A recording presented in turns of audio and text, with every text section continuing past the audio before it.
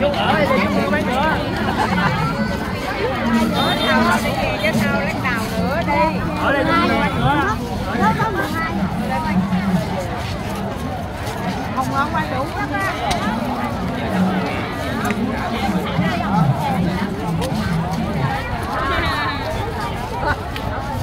Không.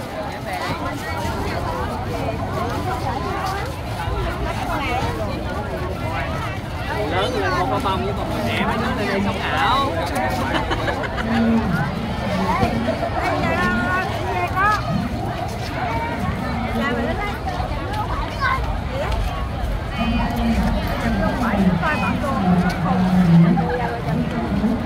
Chụp hai cha con vô coi.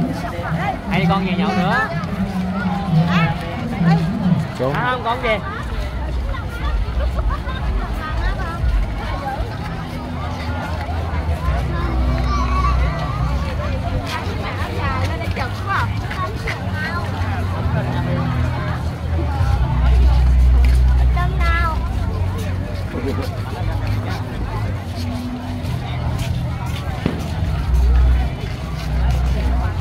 Phát bể được mấy tỷ à.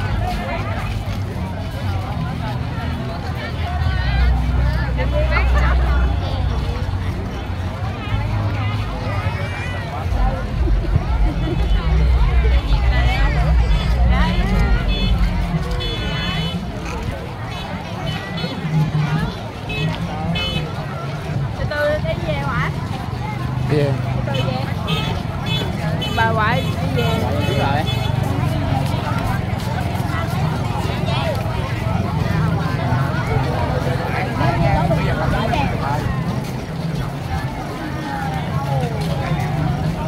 Ủa? Chị đừng bơi vô bóp. Gọi thử. Hình bơi bị lạc Hình. Ừ.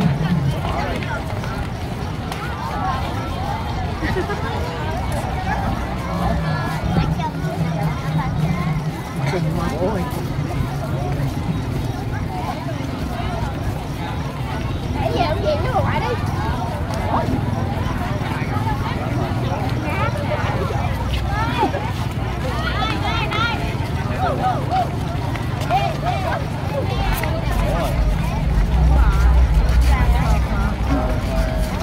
Thôi về hát karaoke. Đây. Về ngoại. Về hát karaoke. Mấy giờ rồi?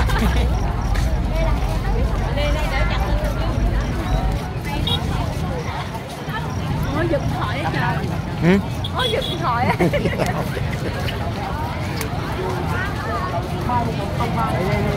Nắm phát.